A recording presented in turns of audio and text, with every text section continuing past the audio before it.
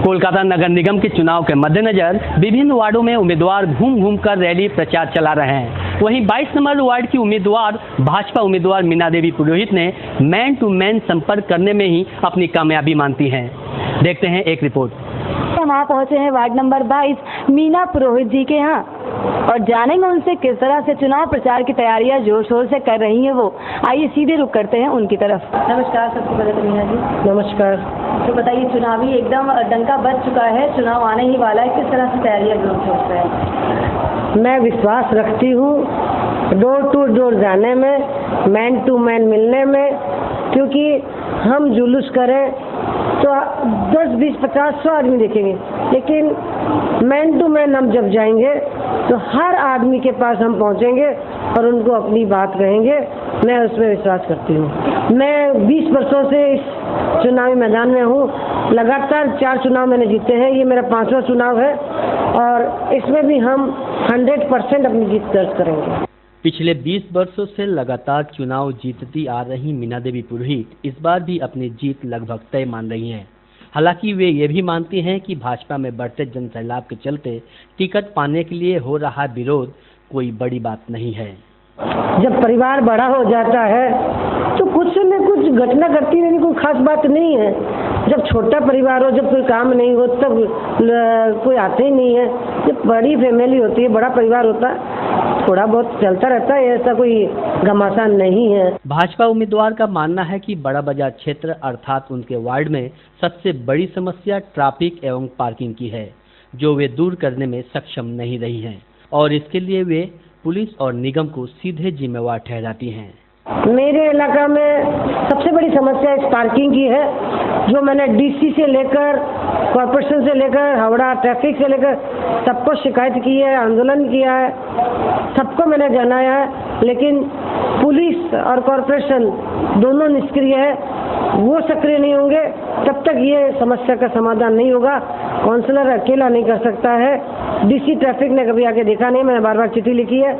मैंने हावड़ा ब्रिज ओसी को यहाँ बार बार लाके दिखाया है कि आप देखिए ये क्या समस्या है। समाधान करने के लिए सबका सहयोग चाहिए, क्योंकि पुलिस निष्क्रिय होने से कोई समाधान नहीं होता। आने वाले दिनों में पार्किंग की समस्या का समाधान ही उनके लिए पहला लक्ष्य होगा। ND News 7 Kolkata. कोलकाता के मछुआ मस्जिद से लगी जमीन को लेकर मुस्लिम के 2 गुटों के बीच ठन गई है। आरोप है कि जमीन की संपत्ति एक गुट हड़पने की कोशिश कर रहा है। आइए देखते हैं क्या है माजरा। मछुआ मेवा मस्जिद का बवाल कई दिनों से थमने का नाम ही नहीं ले रहा है। इसी सिलसिले में फलाह व बहबूद सोसाइटी के तत्वाधान में एक बैठक बुलाई गई। दरअसल मछुआ फल मंडी के लोग 2 गुटों में बंट गए हैं। मामला कुछ इस प्रकार है। मेवा मस्जिद के आसपास की प्रॉपर्टी को रजिस्ट्री करवाने के लिए सौराब नामक व्यक्ति को दिया गया था। लंबे अंतराल के बाद भी सौराब ने सोसाइटी के नाम रजिस्ट्री न करवाते हुए ट्रस्ट के नाम करवा दिया, जिससे सोसाइटी से जुड़े लोगों में काफी रोष उत्पन्न हो गया। इसी सिलसिले में यह बैठक बुलाई गई थी ताकि आपसी सहमति से यह निर्णय लिया जा सके कि किस तरह से प्रॉपर्टी को मस्जिद में शामिल किया जाए। देखिए, हंगामा का वजह यह है कि मेवा मस्जिद का प्रॉपर्टी 3 प्रॉपर्टी जो कि रजिस्ट्री करने के लिए सौराब को जिम्मेदारी दिया गया था, 10 साल से सौराब ने रजिस्ट्री नहीं करवाया था। ये पब्लिक के पैसा का ये प्रॉपर्टी था और सौराब ने अपना प्रॉपर्टी 2 प्रॉपर्टी को 2008 में एक को रजिस्ट्री करवा लिया उसी लैंडलॉर्ड का, और 2013 में भी एक और प्रॉपर्टी उसी लैंडलॉर्ड से रजिस्ट्री करवा लिया। मगर ये मस्जिद का प्रॉपर्टी जो आवाम के पैसा का प्रॉपर्टी था वो आज तक वो रजिस्ट्री नहीं कराया। इसीलिए ये हम लोगों का जो मेवा मस्जिद फलाह व बहबूद सोसाइटी के बैनर से हम लोग इस चीज़ का एहतजाज कर रहे थे। तो आज हम लोग ने यहाँ पर पब्लिक मीटिंग रखा था, तो वो आप लोगों ने देखा कि सौराब 300-400 आदमी को लेकर के आकर के हम लोगों को पूरा मीटिंग को करना नहीं दिया और इस तरह से मैंने गुंडा बदमाश को लेकर के आया था कि हम लोगों के ऊपर अटैक करने की। साजिद बोल के एक शख्स, साजिद इकबाल, जिसके नाम में इन्होंने पावरनामा ले लिया बाड़ी वाले से, और मस्जिद का नाम जो है रजिस्ट्री में आया ही नहीं, आज तक पावरनामा ले लिया। उसके बाद लेने के बाद में इन्होंने बगैर मस्जिद का कोई नक्शा निकाले मस्जिद को तोड़ा शहीद करना शुरू कर दिया। उसमें कम से कम 70 से लेकर 100 टेनेंट है। तमाम टेनेंट को बगैर जनाए आज तक उसका ठीक से भाड़ा नहीं लिया जाता। किसको देगा, कहाँ इसका कौन माँ बाप है किराएदार लोग का, कोई इसको कुछ नहीं बताया गया। और उसका नक्शा नहीं निकाल के आपने उसको क्या ऐसे ही छोटा मोटा कोई दुकान या मकान या ऐसा समझा है कि इलीगल आपने तोड़ा, पुलिस के थाना को जिसको पैसा गुंडाबाज उसको पैसा देकर बना लिया और कौम का पैसा को इस तरह से बर्बाद किया, जिसकी वजह से लोग दहशत में आए।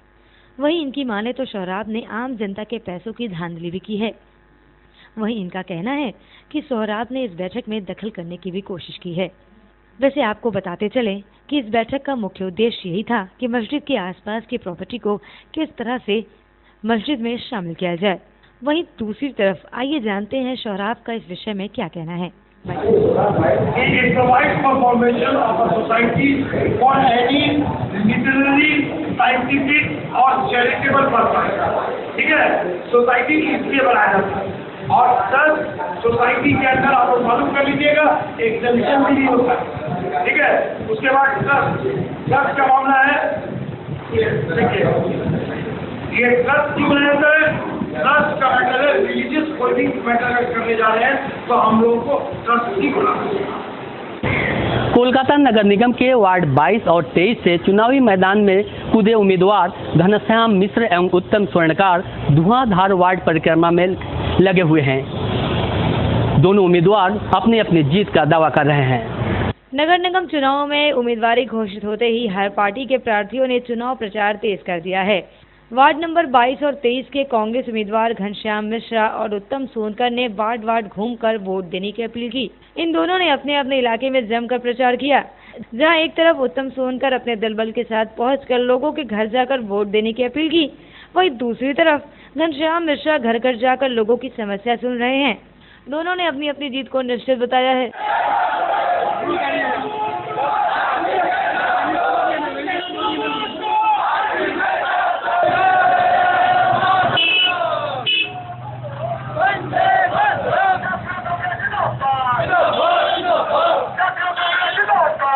कोलकाता के 21 नंबर वार्ड से पहली बार भाजपा की उम्मीदवार के रूप में मैदान में उतरी जानकी देवी अपनी जीत का दावा करती दिख रही हैं। उनका मानना है कि घर की समस्याओं को जिस तरह से वे अब तक निपटाती आ रही हैं, आने वाले दिन में वार्ड की समस्याओं को भी वो उसी तरह से निपटाएंगी।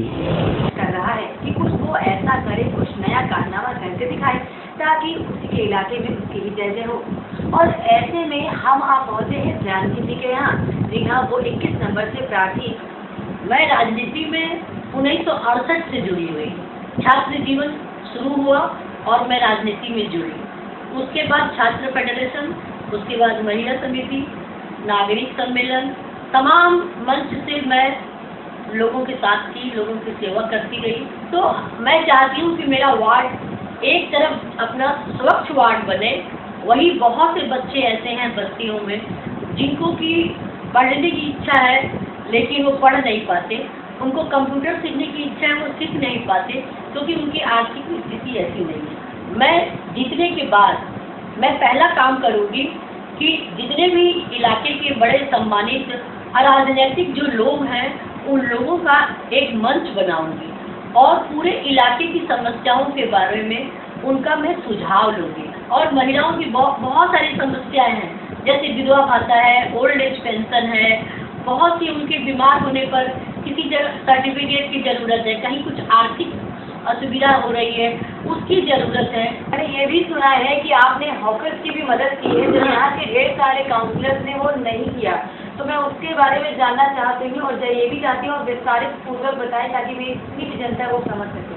मैं हमेशा, चाहे वो महिलाएं हों, हॉकर हों, दुकानदार हों, कोई भी हो, रास्ते का बैठा हुआ मोची हो, कोई भी हो, मेरी यही कोशिश रहती है कि जो घर में रहते हैं उनको थोड़ी सी भी सहायता मिल जाए, न मिले फिर भी उनका काम चल सकता है। लेकिन जो बहुत ही गरीब हैं, जो कि आश्रित हैं हैंड टू माउथ, उन लोगों को यदि मैं सहायता करती हूँ तो उनको भी राहत मिलती है और मेरे मन में भी राहत मिलती है कि मैंने कुछ अच्छा काम किया है।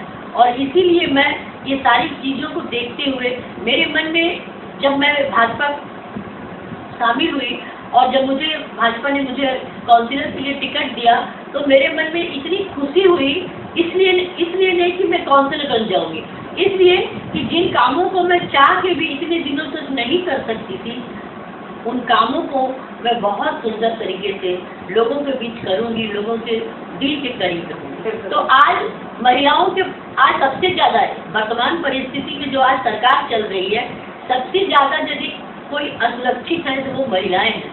4 वर्ष की एक बच्ची के साथ साथ 71 वर्ष की जो वृद्धा है, अभी हम लोगों ने देखा राना घाट में किस तरह से एक सीनियर सिटीजन, एक वृद्धा के साथ में जिस तरह से बलात्कार हुआ, जिस तरह से शोषण हुआ, ये हमारे समाज के लिए, हमारे राज्य के लिए, हमारे देश के लिए एक बहुत ही शर्मनाक बात है।